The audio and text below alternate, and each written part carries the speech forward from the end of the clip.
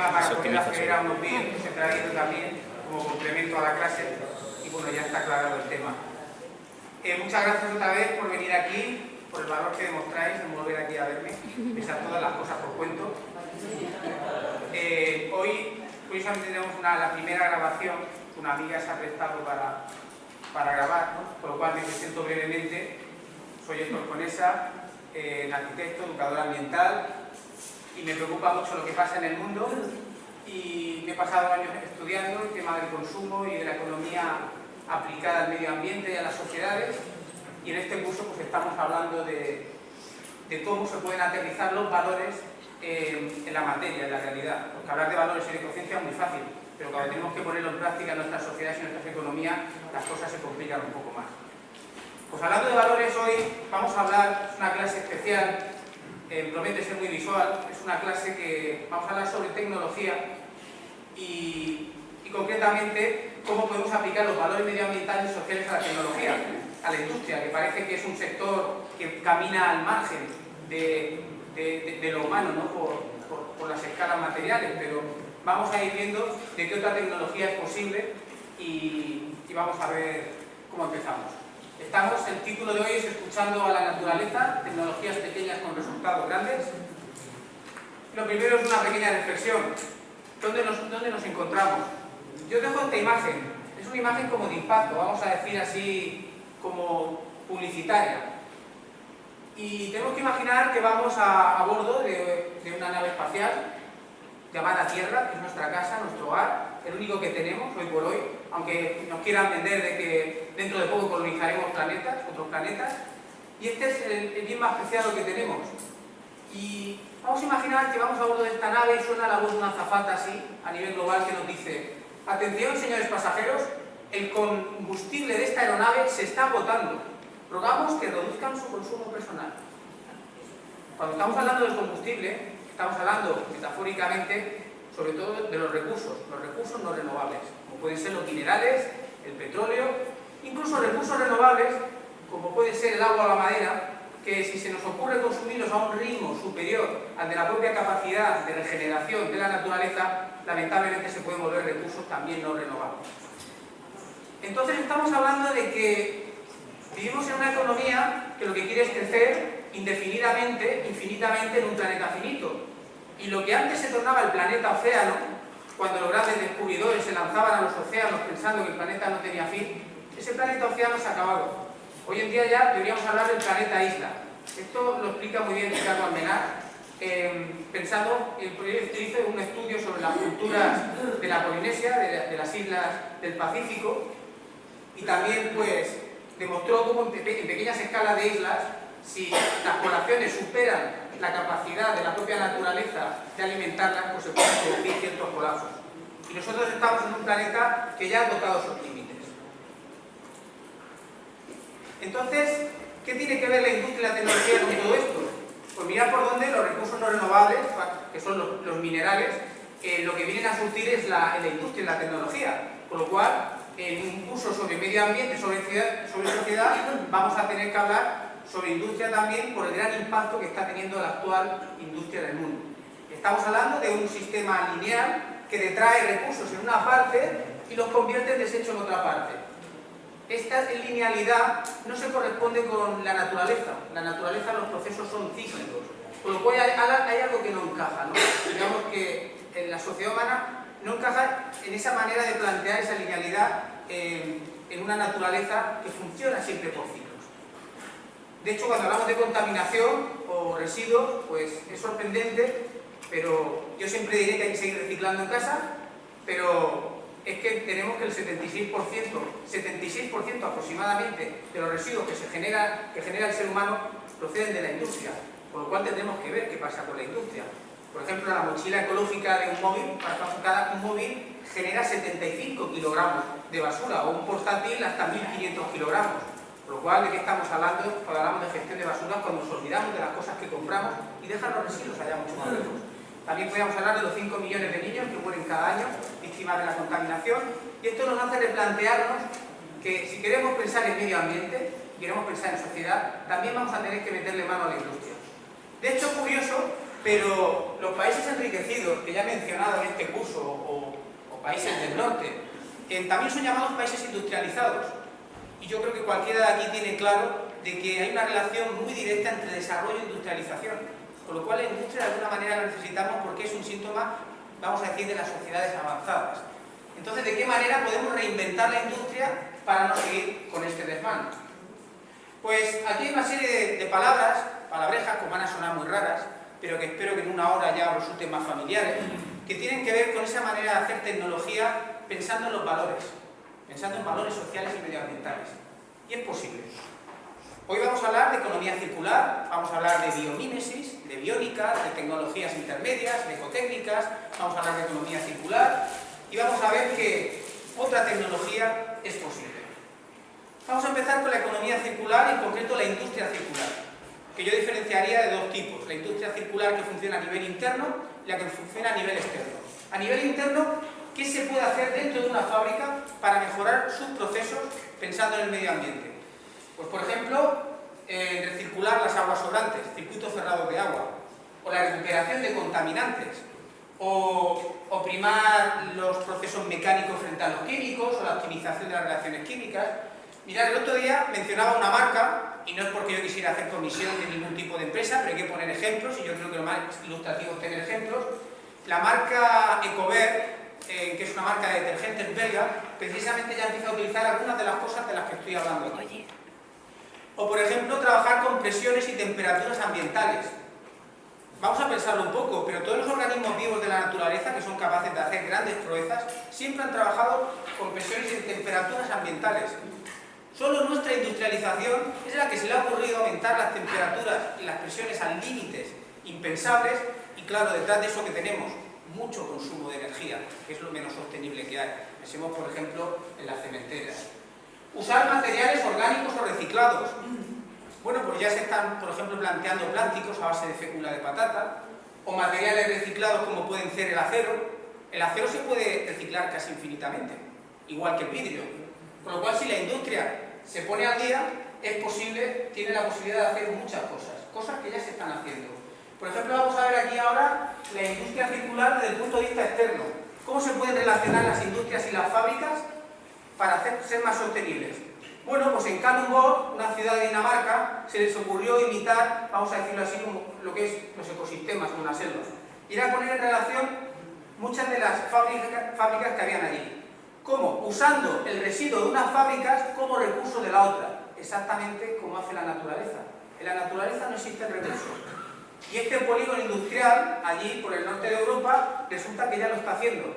Por ejemplo, tenemos la central térmica eléctrica, vamos a decir que dona el vapor a una planta farmacéutica, cuyo residuo, que es una mezcla de levadura que se usa para los cerdos, va directamente a una planta de cerdos. O como el calor sobrante de la central térmica se usa para calefactar la ciudad que hay al lado. O como el gas que sale de la refinería de petróleo alimenta esta central térmica, o el azufre sobrante se usa en una planta de ácido sulfúrico. Y así vamos viendo un dibujo, que si queréis en casa os podéis entretener porque está lleno de detalles, donde realmente se nos vuelve a demostrar aquello que dije en la primera clase. Personas, colectivos y empresas que se atrevieron a pensar y creer que era posible vivir mejor en un mundo mejor. Y la industria no tiene por qué ser menos. El factor 10. ¿Qué es el factor 10? Bueno, si en un parlamento en el año 1750, en un palacio de congresos, a alguien se le hubiera ocurrido decir que a final del siglo XXI, con el trabajo de una persona, podríamos sustituir el trabajo de 200 personas, se habrían reído, lo más seguro. Bueno, pues 16 científicos, oficiales de Estado, empresarios y bueno, toda una gente que se puso a pensar en esto, fundaron el Club del Factor 10 en la ciudad de Carnoyes. ¿Y en qué consiste esto? Antes de explicar lo que es el factor 10, voy a haceros un inciso. La ecoeficiencia. ¿Qué es la ecoeficiencia? La ecoeficiencia es conseguir ofrecer el mismo servicio, y el mismo servicio con un producto y servicio utilizando muchos menos recursos materiales y energéticos. El factor 10 lo que preconiza es que consumiendo un 90% menos de recursos podríamos conseguir los mismos resultados. Y esto nos vamos a tener que poner las pilas. De hecho, de igual manera que hablo de reducir recursos naturales, materias primas o energía, también hablamos de reducir contaminación o ruido. De hecho, en un futuro, si la economía va bien, podríamos conseguir lo que en un pasado se consiguió. En el siglo XIX, las ciudades de Nueva York y Londres tenían una cantidad de polución inmensa. Bueno, pues esa mierda, por decirlo de alguna manera, es ineficiente. En términos de energía es ineficiente y se pierde mucho. Con un factor 10 lo que vamos a hablar es de conseguir mejores rendimientos. Y es el único camino, porque si todos los países del sur empezaran a usar la misma industria que usamos en los países del norte, no habría suficientes recursos de energía en el planeta. Con lo cual necesitamos, digamos que, decrecer en el consumo de energía para que toda la humanidad podamos disfrutar de una industria razonable. La declaración de Carnouilles se habla de que dentro de una generación las naciones pueden conseguir un incremento de 10 veces en la eficiencia con que utilizan la energía y los recursos materiales. Y ya tenemos algunos ejemplos. Los automóviles que se diseñan hoy, con mucho menos consumo de combustible, consiguen incluso más potencia y velocidad que los automóviles de hace 70 años. Aunque no es el mejor ejemplo, a lo mejor hablar de automóviles, ahora vemos por qué digo esto, pero hay que reconocerlo. Hay que reconocer que ahora mismo tenemos factorías más eficientes, industrias más eficientes, que tenemos edificios eficientes, que se aproximan ya a la certificación energética A, incluso edificios con consumo energético casi nulo, sistemas de iluminación que todos conocéis, como por ejemplo las bombillas LED, que con un consumo 8 veces menos de energía dan la misma iluminación que una bombilla incandescente, o incluso también los alimentos. Maneras de cultivar los alimentos más eficientes con rendimientos que triplican y cuadriplican la agricultura intensiva convencional. Estamos hablando de permacultura. La clase del próximo día dedicaremos la clase entera a alimentación. Bueno, pues, ¿por qué mencionaba lo de los automóviles? Ser ecoeficientes está genial, pero no nos podemos quedar ahí, porque hay estudios, y además esto se ha demostrado, que cuando un producto se hace más ecoeficiente, lo que hace es invitar al consumidor a consumirlo más. Tanto comprarlo más como consumir más energía. Y al final nos encontramos con el efecto contrario. Y si comparamos productos ineficientes en pequeña cantidad con productos súper eficientes en gran cantidad, resulta que los productos eficientes en gran cantidad pueden llegar incluso a contaminar más. Con lo cual la ecoeficiencia siempre tiene que ir unida a la suficiencia, a la autocontención. Y esto no es un problema científico ni técnico, esto es un problema humano, un problema social. Ser capaces de autocontenernos, de vivir con menos, más frugalmente. Vamos a ver el diseño ecológico que nos cuenta. Esto no deja de ser entretenido porque si realmente queremos pensar en el planeta y la industria está ahí y hay que hacer algo con ella, ¿cómo diseñamos los objetos y los enseres que nos rodean para que sean más sostenibles? Bueno, pues Vignolas Márquez, un autor catalán, que está en la bibliografía, podéis encontrar luego, hizo un libro maravilloso de diseño ecológico donde iba apuntando varias de las cualidades que voy a explicar ahora. Por ejemplo, que sea reutilizable, un producto que sea reutilizable. Le tenemos cierta tirria a lo antiguo, queremos estrenar siempre, que todo sea estrenable. Y lo viejo, lo de segunda mano, lo que ha sido usado. Sin embargo, yo no me cansaré de repetirlo, yo creo que el futuro lo tenemos en la reutilización, en compartir y optimizar más los recursos, en vez de seguir fabricando cosas y cosas nuevas. Desmontable. Otra de las cualidades de un producto en el diseño. Que sea desmontable pues significa que es más fácilmente reciclable y más fácilmente reparable. El ejemplo paradigmático, que es todo lo contrario a lo desmontable, podrían ser los Tetrabric. Vale, sí, los Tetrabric se pueden reciclar porque se pueden separar por procesos de calor las capas de aluminio, plástico y cartón. Sin embargo, es tan costoso que realmente no se viene a hacer. Aquí en España no sé si aproximadamente no llega al 10% de lo que se recicla en Tetrabrics, con lo cual no es tan desmontable. Si pensamos en cualquier aparato electrónico, también lo tenemos difícil. Pensemos que si un móvil llega a tener más de 40 metales en su composición, eso es difícilmente separable y en cantidades tan minúsculas. Curiosamente, por eso el otro día mencionaba, cuando hablaba de comercio justo, el Fairphone, el primer móvil de comercio justo del mundo que se fabrica desde Holanda. Porque ahí precisamente os contaba que aparte de ser un móvil que busca el aspecto social, se diseñó para que pudiera ser desmontable. De esa manera sería más fácilmente reparable y reciclable. Reciclado. Pues que un producto sea reciclado es bastante deseable. El cartón, por ejemplo, el ejemplo que tengo aquí es de cartón. Y el cartón, pues es fascinante, porque actualmente hasta se fabrican hasta muebles de cartón. Y el cartón, que es absolutamente reciclado, porque hay cartones que no son directamente reciclados, pero la mayor parte sí. Y aquí, pues, de ejemplo, pongo, por ejemplo, un producto que lanzamos al mercado hace 7 años, que eran unas maquetas de arquitectura moderna, educativas, que las fabricamos solo en cartón, pero sin ningún tipo de plastificado. Y con un solo material éramos capaces, pues, de modelizar, pues, lo que era una casa, con su mobiliario y tal. En fin, es simplemente un ejemplo más de cómo, cuando se pone intención e interés, muchos objetos que pensamos que tienen que ser a lo mejor de plástico o metal, sí que se pueden hacer con materiales reciclados. Aunque bueno, el metal sigue siendo reciclable, pero el plástico lo tiene más difícil.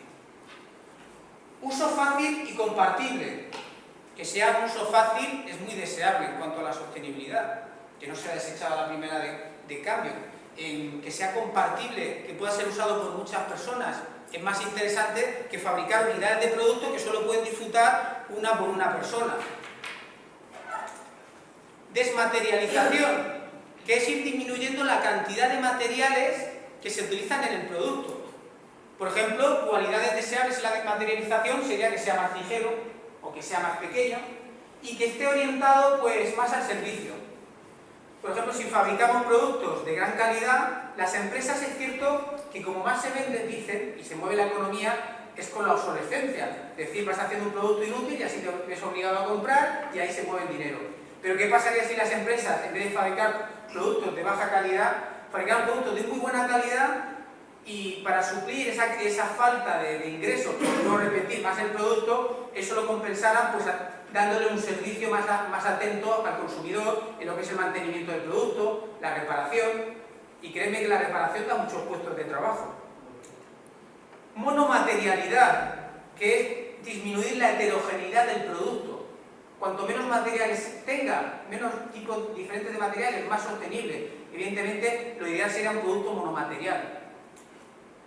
Un monomaterial, por ejemplo, como este que tenéis aquí, que todos conocemos. Aquí hablamos de la simplicidad. ¿Qué tiene la simplicidad?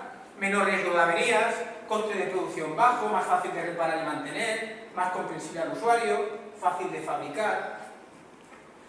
De hecho, estoy pensando, por ejemplo, ahora en las viejas persianas de toda la vida y las comparo con las que van ahora con la manivela, y resulta mucho más fácil de reparar las antiguas que las modernas. Por no decir que, pues, todos los sistemas de automatismos que metemos en los coches, me pregunto yo, pues, el día que se estropeen y te quedes encerrado y cosas así. Quiero decir que la simplicidad no está reñida también con trabajar con una tecnología avanzada, ¿no? Pero ¿hacia dónde dirigimos la tecnología? Autosuficiente. Bueno, estoy pensando también en las artesanías, donde reducimos la cantidad de envoltorios, los productos de toda la vida. Hasta hace poco, el tema de los envoltorios es casi muy reciente, el abuso de envoltorios que estamos haciendo. Es deseable que un producto sea autosuficiente. O la durabilidad y la perdurabilidad, que tenga profundidad y significados, que resuelva necesidades reales, que no dependa solo de modas y que evidentemente esté hecho con materiales de calidad. Materiales de calidad para alargarlos. Estoy pensando incluso en las lavadoras que se hacían hace 30 años, de marcas alemanas. Alguna tenía yo que no se acababa. Y duraban. ¿Qué pasó en los años 60 cuando se fabricaban cosas que duraban tanto y ahora duraban menos? Pues lo sostenible es que duren. Alquilable. Esto tiene mucha relación con compartible. Es otra vez pensar más la importancia del uso frente a la posesión. Que sea adaptable, que se pueda apilar, que se pueda plegar. Por ejemplo, una silla, vamos a imaginar una silla hecha con un plástico reciclado, una silla de cafetería, que se puede apilar una encima de otra, también ahorra volumen, ahorra en espacio. O biodegradable. Estamos muy acostumbrados al plástico y al metal, parece que no podemos vivir sin él. No hace falta que os cuente toda la que se está montando ahora en todos los océanos del mundo con el plástico. Pero, ¿por qué no aceptar e integrar en nuestras vidas materiales orgánicos? Por ejemplo, yo en mi casa, las cajas de herramientas que tengo son de mimbre. ¿Cómo puede ser? Bueno, no sé. ¿Y por qué no? Con un poco de voluntad podemos rodear nuestro ambiente de objetos que sean sostenibles. Tengo varias lámparas de mesa, una está hecha de bambú, la otra está hecha de cerámica, otra de papel. Quiero decir que con un poco de voluntad y tal, sí que es posible volver a recuperar eso que ha sido la tónica de toda la historia. Las cosas fabricadas con materiales biodegradables, de origen vegetal. O reciclable. Pensemos en el plástico, lo tiene difícil para... Las generaciones de reciclaje en el plástico parece que son menores. 1, 2, 4, depende de los plásticos. No son los mejores para reciclar. Pero una carcasa de aspiradora se puede convertir en un parachoques de coche, que a su vez se puede convertir en un macetero, y el macetero igual se puede convertir en relleno para un pavimento. A mí me parece fascinante que pensemos la tecnología en estos términos, y la industria, que la vayamos pensando así. En la medida que vamos diseñando desde origen los productos pensando en esos aspectos, luego se nos hace más fácil. Y ahora, después de haber dado todo este listado de cualidades, voy a soltar otro término interesante para aprender hoy, la biónica. La biónica. La biónica es el arte de aplicar los conocimientos de los seres vivos para resolver problemas técnicos. Y además esto funciona por analogía, que es el mecanismo por el cual trasladamos las cualidades de sistemas naturales al diseño industrial. Para que lo entendáis mejor voy a poneros ejemplos para que se entienda qué es esto de la biónica. Por ejemplo, la telaraña, no sé si lo habéis oído hablar, pero tiene una resistencia absolutamente impresionante. De hecho, se compara la resistencia de telaraña con el Kevlar, que es un material que se usa en los chalecos antibalas. Y esto lo hace una arañita sin necesidad de altas presiones y temperaturas. Lo hace simplemente a través de productos químicos y orgánicos. Me parece fascinante. ¿Cómo podríamos imitar y tomar nota de la naturaleza? O, por ejemplo, cuando apareció el velcro. El velcro se inspiró en el Artium lampa, que es una plantita que, bueno, pues si te la rozas con el pantalón caminando se te queda pegada. Y es una manera de imitar cómo el ser humano aprende a imitar a la naturaleza y va ingeniando cosas. O por ejemplo el bambú, le llaman el acero vegetal. La resistencia que tiene el bambú a tracción, si lo estiramos, es comparable a la resistencia del acero. Y el bambú pesa muchísimo menos y evidentemente es mucho más sostenible. No necesita las presiones y temperaturas que se necesitan en las fundiciones de acero. O por ejemplo la diatomea, que es una alga que es capaz de fabricar, vamos a llamar, una especie como de cristal en el mar, con el agua de sal. O observar un huevo. ¿Cómo es posible un huevo con las paredes tan finas que tiene de aguantar las presiones que aguanta si lo presionamos por los extremos? Yo creo que la analogía directa es pensar en las cúpulas de las iglesias renacentistas o barrocas. O por ejemplo como las anátidas, las aves acuáticas, son capaces de recoger sus patas dentro del vientre de la misma manera que lo hacen los modernos plegados de tren de aterrizaje. O el girasol, que el girasol se mueve con el sol, igual que los modernos paneles fotovoltaicos, o como el murciélago, que de alguna manera el radar, no hace falta que explique la relación que puede tener con un murciélago. Todo esto son analogías, y si las investigaciones en tecnología se hacen un poco en la línea de observar las analogías, resultan caminos muy interesantes para un futuro de la industria. Porque la naturaleza lo hace bien y lo hace de manera sostenible. Hay otro concepto también que tiene que ver con bio, que es la biomímesis. Hemos hablado de la biónica pensando en la imitación de seres vivos. La biomímesis parece que va más a una escala mucho más grande. Estamos hablando de que el metabolismo urbano, agrario e industrial debe parecerse cada vez al funcionamiento de los ecosistemas naturales. Se trata de generar estrategias de reinserción de la tecnosfera dentro de la biosfera. Entonces, para entender esto de la biomímesis, voy a poneros algunos ejemplos de datos, como Fritjof Capra, que tiene unos principios ecoalfabetizadores que nos van a dar una idea de qué es la biomímesis. Si queremos empezar a imitar a la naturaleza en nuestras sociedades y en nuestros sistemas políticos, vamos a ver cómo lo hacemos. Importante, la interdependencia. Yo en la primera clase ya hablaba de interdependencia, el valor de la interdependencia, o el de los procesos cíclicos, como decía, donde la naturaleza no genera desechos, o el asociarse y cooperar, o la flexibilidad, o la diversidad. Todo eso ayuda a que los sistemas naturales sean sostenibles. Janine Beños, que es una de las mayores expertas de biomímesis que hay en el mundo, nos habla de las propiedades de los sistemas naturales para entender esto de la biomímesis y nos habla de 10 propiedades. Vamos a ver cómo funciona la naturaleza y mientras yo voy contando cómo lo hace la naturaleza, tenemos que pensar, ¿esto cómo lo podemos trasladar a la tecnología y a la industria? ¿Podemos hacerlo? Pues claro que sí, ya tenemos grandes ejemplos. Primero, los sistemas naturales funcionan a partir de la luz solar. El otro día hablaba de que los pueblos indígenas dependen de la luz solar, no de la industria petroquímica como nosotros. Luego tenemos que usan solamente la energía imprescindible. Estoy pensando en un árbol, en el crecimiento de un árbol, incluso cuando hay estrés hídrico le faltan nutrientes al árbol, que a lo mejor decide un año dejar de emitir floración. O por ejemplo, ¿por qué los animales somos simétricos? Somos simétricos por un principio de optimización de la energía a la hora de desplazarnos. Si fuéramos asimétricos, iríamos cargando una parte del cuerpo y no sería tan eficiente nuestro movimiento. Entonces, bueno, esto ya lo hemos hecho nosotros. Los aviones, los barcos, los coches son simétricos. Sí, la verdad es que por poco que pensemos ya nos damos cuenta de que hay muchas cosas que ya estamos haciendo. Los sistemas naturales adecuan forma y función. Estoy pensando, por ejemplo, hay tantos ejemplos, por ejemplo el abejarruco, que es un pájaro que hace sus nidos en la tierra, tiene un pico con forma casi de pala para sacar la tierra, o por ejemplo, ¿por qué los herbívoros tienen los ojos así laterales? Para poder tener un control casi de 360 grados sobre su entorno, teniendo en cuenta que están siempre temiendo al depredador, o cómo algunos depredadores también tienen los ojos frontales para focalizarse en la presa. La naturaleza no hace nada por capricho.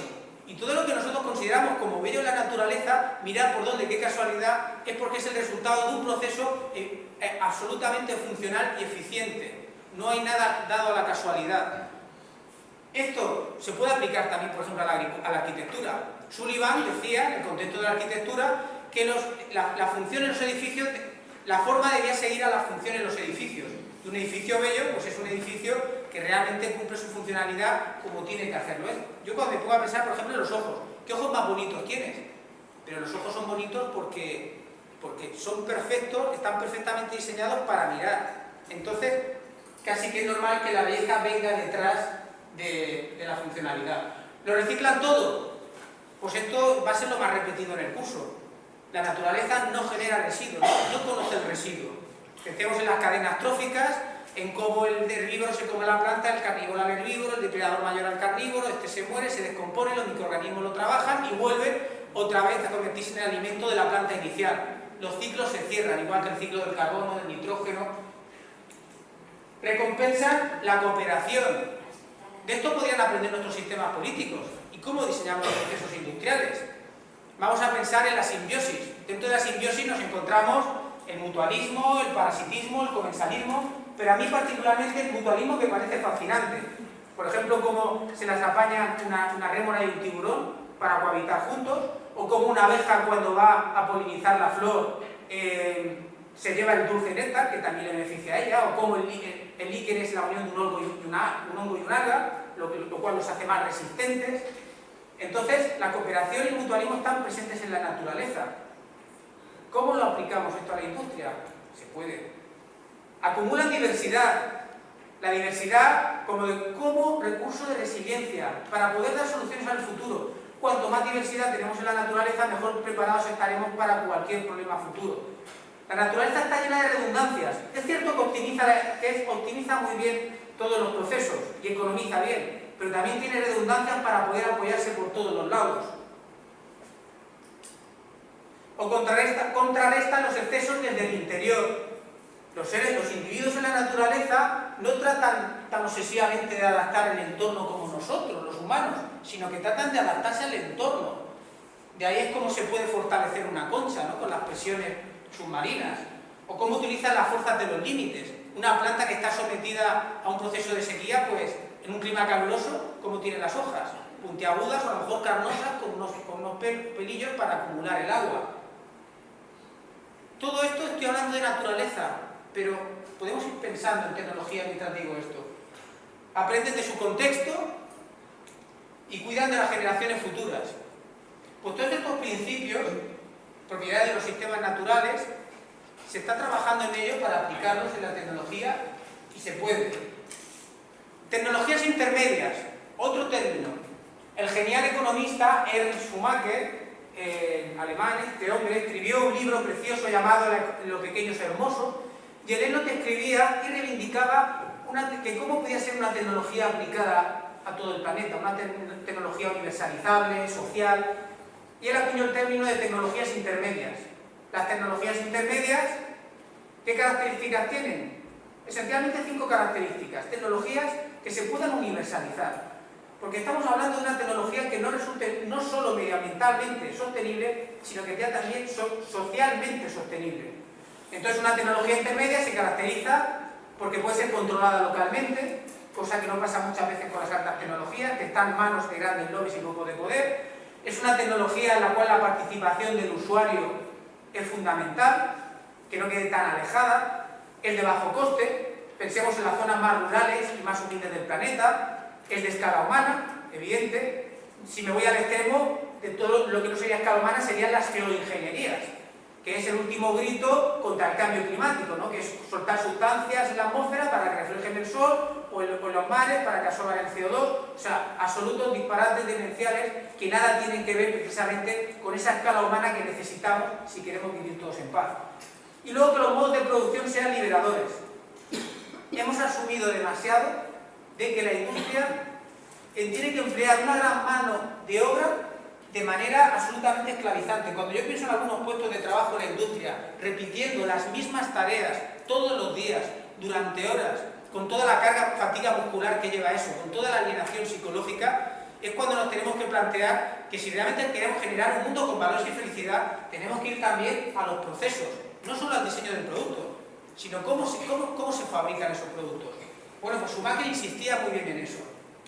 Y un gran ejemplo de tecnologías intermedias son las ecotécnicas, que más que intermedias, porque las tecnologías intermedias podríamos decir que están a medio camino entre casi lo primitivo y la alta tecnología, es algo, como dice la palabra, intermedio.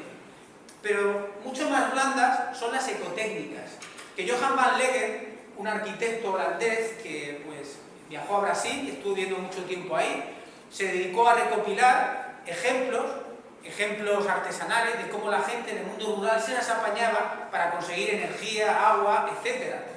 Y fue recopilando auténticas maravillas que, claro, yo os recomendaría que leyerais el libro. Aquí os voy a poner algunos ejemplos. Son tecnologías que nos dan cierta lección de humildad y de frugalidad frente a esa alta tecnología que tanto endiosamos y a la que tanto adoramos. Por ejemplo, el horno solar.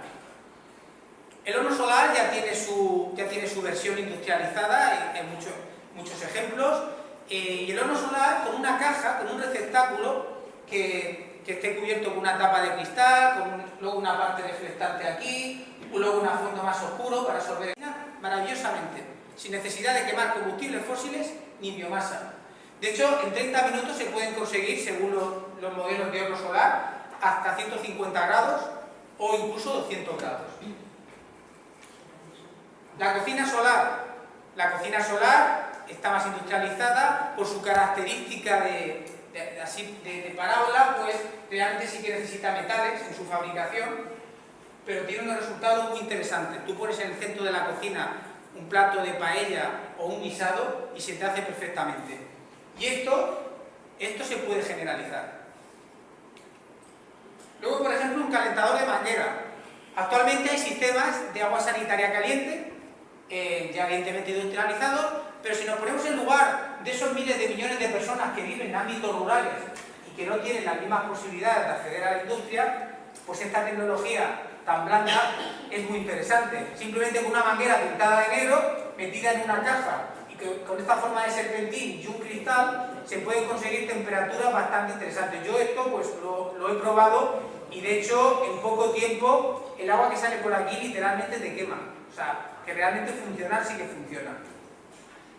O por ejemplo tenemos la nevera solar. En climas muy áridos y calurosos y desérticos, pues un poco parecido al sistema del botijo, tenemos que cogemos 2 vasijas de cerámica, las metemos una dentro de la otra y en la cámara intersticial que queda, en esta cámara metemos arena y la mojamos. Luego lo cubrimos todo con un trapo y la temperatura que se consigue aquí es mucho más fresca que la del exterior para conservar pues, alimentos. ¿Cómo funciona esto? Pues bueno, la propia evaporación, el calor hace que se evapore el agua de esta cámara de aquí, lo que va absorbiendo el calor interior. y sin necesidad de electricidad ni combustibles fósiles, tenemos una manera de mantener los alimentos. Esto, si se piensa un poco más, se podría hacer, bueno, en base a este principio se podrían hacer cosas muy interesantes. Luego, por ejemplo, en zonas urbanizadas y depauperadas, donde hay una gran densidad de urbanización, estamos pensando en zonas también de chabolismo, incluso donde tener una ventana es un lujo, a alguien se le ocurrió cogiendo que agujereando las cubiertas de las casas y metiendo una botella con agua se podría conseguir una interesante luminaria en pleno día cuando la luz a lo mejor no entra con tanta facilidad. Nosotros tenemos ventanas, pero hay zonas hiperurbanizadas que son otra historia. Bueno, actualmente hay un sistema que se llama Soletube, que está industrializado en España y que, basado en este principio, canaliza la luz del tejado a través de unos tubos con materiales reflectantes en el interior y nos pueden dar luz, por ejemplo, en cuartos de baños, que muchas veces no tienen ventanas. Luego, por ejemplo, un destilador solar. Esto lo conoceréis casi todos. Por ejemplo, el agua de mar, cómo convertirla en agua dulce, simplemente por la evaporación y luego la posterior condensación hasta depositarla en una palangana diferente. O el play pump. En África, pues a alguien se le ocurrió como el extraer agua de pozos. Ese es el día a día de muchas familias. ¿Qué pasaba si metemos una especie como de entretenimiento, de columpio, donde incluso los niños se ponían a girarlo como si fuera un juego y esto servía para achicar el agua de los pozos? Bueno, o no concretamente esto, pero sí esta forma de pensar es la que me fascina a mí. Esta forma de pensar es la que nos permite pensar que podríamos tener tecnologías mucho menos acosadoras del medio ambiente, mucho más suaves, simplemente con este tipo de principios. O por ejemplo, un problema que también hay en muchas aldeas en África es el tema de que los pozos de agua se encuentran a muchos kilómetros del lugar de la aldea. Pues a alguien simplemente se le ocurrió que ese cántaro que llevaba, no sé, depósito, cargando sobre los hombros, mayormente, lamentablemente, solo mujeres, si se convertía en un depósito cilíndrico y que pudiera hacerse rodante, pues sería una manera de facilitarlo. Yo todo esto lo pongo de ejemplos de maneras de pensar y de ingeniar, porque realmente si queremos pensar en temas medioambientales, si lo resolvemos todo a base de grandes cantidades de energía, parece que es más fácil, pero en un futuro en el cual nos vamos a acercar donde la energía va a ir decayendo, sí que es necesario que empecemos a pensar también en este sentido. Cuando yo hablaba de frugalidad en la primera clase, esto aplicable a la industria de la tecnología tiene que ver mucho con las cosas que estoy hablando aquí. El atrapanieblas chileno, esto ya se está extendiendo pues a muchos lugares del planeta. ¿Cómo? Con obtener agua del aire. Esto es fascinante. Lo están consiguiendo en las costas de Chile, donde no tienen a veces la pluviosidad deseada. Se les ocurrió aprovechar las nieblas que había por la noche. Y entonces, colocando una gran malla rastrera de polietileno agujereada, por la noche las gotitas de la niebla tocaban la malla y se iban juntando hasta formar gotas más grandes, y por el efecto de la gravedad estas gotas caían y se recogían en estos canalones que finalmente acababan en un depósito. De esta manera se consiguen cientos y cientos de litros de agua del aire, y además un agua muy interesante respecto a la posibilidad de beberla. La bicilavadora. Bueno, hay por ahí gente muy ingeniosa que se le ha ocurrido pues, combinar el tema de tambores de lavadora con pedales. Pero ahora vamos a ver una versión más moderna, ¿sabes? No pensemos que todo lo vamos a tener que hacer, que hay que optar por esto, porque tenemos una versión también más tecnificada. Y luego el vasón o el váter seco. Bueno, evidentemente, cuando se inventó el váter y decidimos que los excrementos y la orina los íbamos a lanzar por el agua, el problema nos lo quitábamos de encima y lo sacábamos fuera de la ciudad. Pero en términos medioambientales no tiene ningún sentido. Somos el único animal terrestre que micciona y defeca en el agua. Esto jamás lo haría ningún animal de tierra. Nunca iría al río a hacer sus necesidades. Lo hace directamente en la tierra, donde eso se convierte en fertilizante y sigue con el ciclo del carbono y los ciclos de lo que mencionaba. Entonces el váter seco es una opción de, sin usar agua, convertir los excrementos y la orina en fertilizantes y en abono. Y esto, bien diseñado, y en cuestión de 6 meses y un año, podemos conseguir un confort muy interesante para la agricultura. Pero ahora veremos también una versión también más modernizada. Y aquí es donde vamos a ver las versiones que quiero que vayáis viendo. Son unos pequeños vídeos para que veáis que todo esto que estaba hecho de manera artesanal pues ya se está tomando nota desde las industrias. Por ejemplo, ahora tenemos lo que decía de los atrapanielas chilenos. A ver el volumen.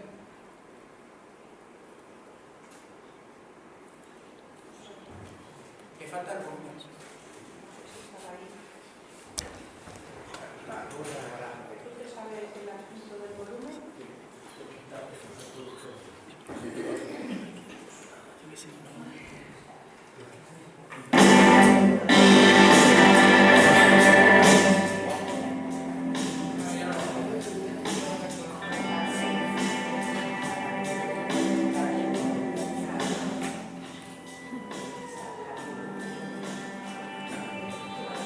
Ese mismo proceso de los atrapanielas chilenos, que es condensar el agua de la atmósfera con un molino iónico sin necesidad de energía añadida, se va conduciendo el aire hacia el fondo, donde la temperatura es diferente y se puede condensar, y luego simplemente con energía molecular se extrae el agua para poder acceder a ella.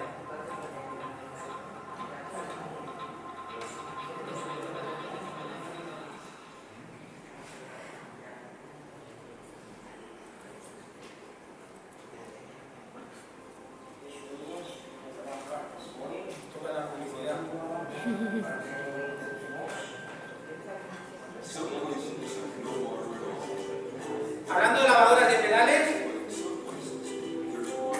vamos a ver lo siguiente.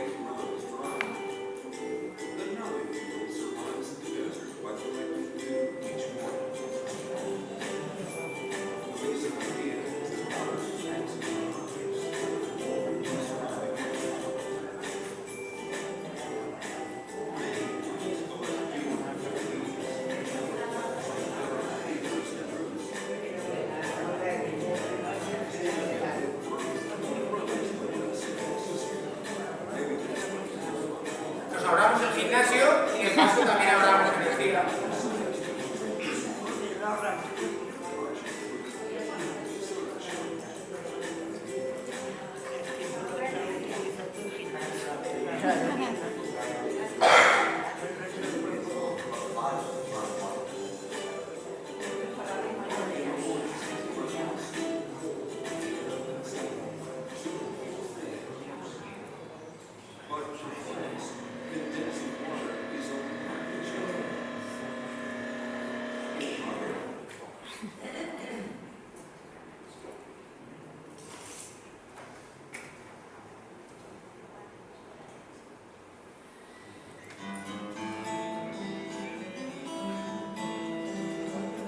La energía muscular la tenemos muy despreciada, acostumbrados a las altas tecnologías, pero se podría integrar en nuevos productos industriales.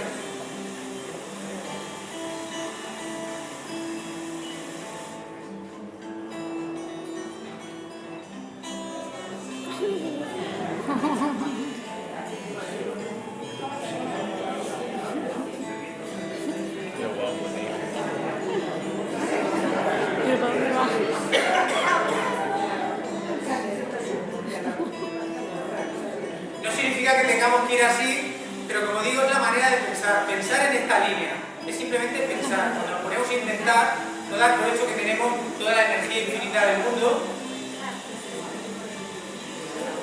sino integrar la energía muscular en los procesos.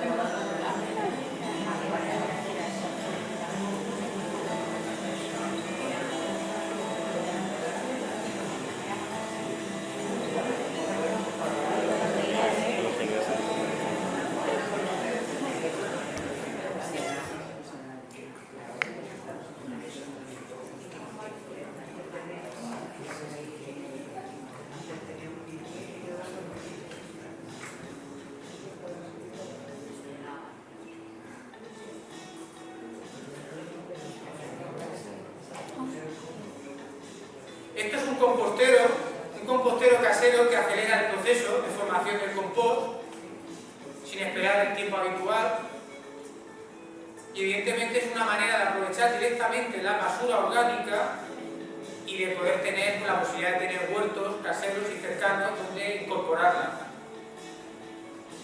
Es una manera de acortar las distancias. Olvidarnos de la basura, lanzarlas lejos, pues es también un consumo de energía. Si acortamos las distancias entre las cosas que ocurren, pues nos hacemos más sostenibles. Eso es bastante fácil de actualizar en las casas. Y vamos a ver, estamos hablando de energía. La manera de obtener la energía, pues, este es el biogás, energía que se produce también con los procesos del metano, que salen también de la putrefacción de las basuras y es una manera de obtener energía, por lo tanto, sostenible, convertimos en recurso lo que en principio sería un residuo.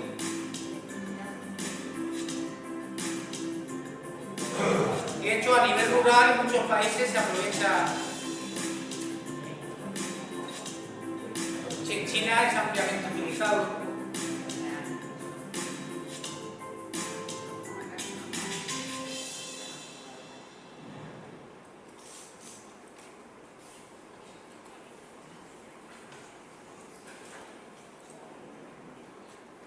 Este de aquí no tiene voz, pero es la versión industrializada del váter seco que os he enseñado antes, que nos puede generar cierta incredulidad o suspicacia de decir esto es posible, no es posible.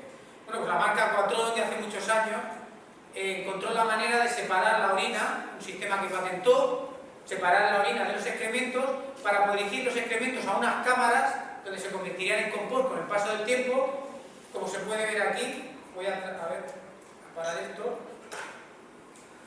Aquí tenemos un váter normal y este sistema de aquí separa por gravedad y por la propia inercia que lleva a la caída de los restos la orina de los excrementos se vienen aquí a este tanque donde tienen diferentes cámaras que se van girando para que el compost pueda ir trabajando solo. Se puede ir haciendo solo, a la medida que se va desecando el excremento, pues se va convirtiendo en algo muy interesante. Luego, la orina sobrante se canaliza aparte, pasará por un sistema de rayos ultravioleta para eliminar cualquier virus o bacteria y poder usarse como fertilizante.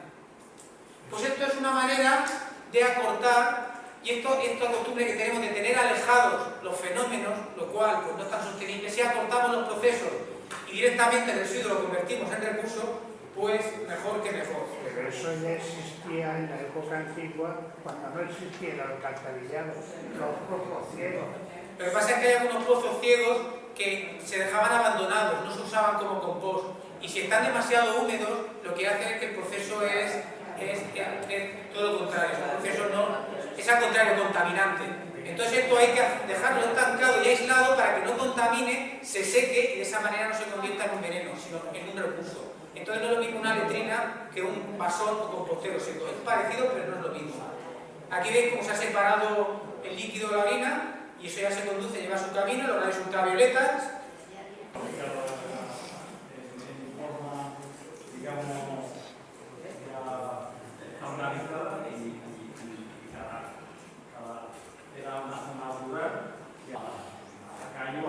Es un problema muy grave y de hecho una autora de la India, no me acuerdo del nombre, decía que una familia de 5 miembros en la India contaminaban al año 150.000 litros de agua simplemente por los 250 litros de excrementos que se vertían. Entonces es una locura, ¿no? Contaminamos el agua para luego depurarla y no en las mismas condiciones que la contaminamos, porque usamos el agua potable para conducir los desechos. Entonces eso, desde cierto punto, ¿cómo se puede generalizar esto? No es fácil, hay ejemplos de edificios, pequeños edificios que combinan estos sistemas, no se han implementado, esto ojalá se implementara más y se estudiara más. De igual manera que en las ciudades se podrían separar el alcantarillado que lleva las aguas fecales de las aguas de lluvia, una red separativa, también para no contaminar tanto el agua y dejar que... En fin, el tema del agua es un tema muy serio que deberíamos prestar mucha atención y que la tecnología nos puede hacer a favor. Y ahora pues voy a poner una atrapanieblas. Esto está ocurriendo... Pero solo un 2,5% es agua dulce. Se trata de esta manera de un recurso natural escaso. Por este motivo, la gestión del agua debe ser eficiente. Aquí tenemos una ingeniosa solución que se está instalando en la isla de Tenerife, recogedores de agua atmosférica o captadoras de niebla. Esta instalación es totalmente limpia, no consume ningún tipo de energía y además no genera residuos. Su ubicación es muy importante. Esto es una zona muy buena de Moreno, ¿no? Está su orientación es noreste y está a una altitud donde ya las nevadas son constantes durante todo el año. Su funcionamiento es muy simple. La niebla está formada por minúsculas gotas de agua, tan ligeras que flotan. Cuando el viento las empuja contra la red, las gotitas se pegan al plástico y se van uniendo unas con otras. A la que ganan peso, caen hasta el depósito, arrastrando a su vez otras gotas. Son captadores tridimensionales, no una simple capa como en otras instalaciones. Esto permite extraer una mayor cantidad de agua y evita que el viento característico de la zona se lleve por delante las gotas de agua tapadas. No se puede pensar en que esto sustituya a desaladores o a los pozos o galerías, pero sí es un recurso más que no se utiliza. La calidad del agua es excelente, la más pura que podemos encontrar, porque es agua captada directamente de las nubes. Con unas condiciones meteorológicas óptimas, es decir, con fuerte viento y niebla densa, un captador como este puede recoger más de 1000 litros de agua al día. Un huerto hídrico que nos ayudaría a aprovechar este bien tan escaso y tan mal repartido.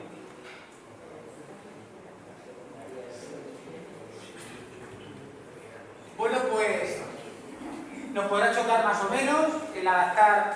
Todo esto que os cuento depende mucho del lugar, pero yo creo que esta forma de pensar es la que nos interesa.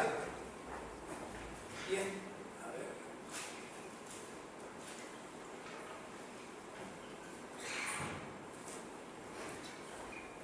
Y yo creo que con estos patrones, con estas ideas, es como lo deberíamos armar para ir pensando la siguiente generación de tecnologías y de industria. Aparte, sin desdeñar efectivamente el gran papel que puede tener la alta tecnología en muchos contextos, pero es que hay determinados contextos donde la alta tecnología se puede sustituir por tecnologías mucho más blandas o tecnologías que realmente convivan con esos principios biomiméticos que mencionaba. Y aquí, por la gran pregunta que dejo ahora para acabar la clase, es: ¿imitar a la naturaleza hasta sus últimas consecuencias no nos llevaría a dejarla como está? Esto es lo que entienden los pueblos más tradicionales. Pero si realmente somos países industrializados, la pregunta sería: ¿cómo conciliamos el confort humano con las fuerzas de la naturaleza sin acabar destruyendo esta última? Bueno, pues aquí está servido el debate para vosotros. Tenemos más datos, más información, cosas que están pasando en el mundo, y yo pienso que este camino es posible y ya ha empezado. Y ahora es vuestro turno, preguntas, debates.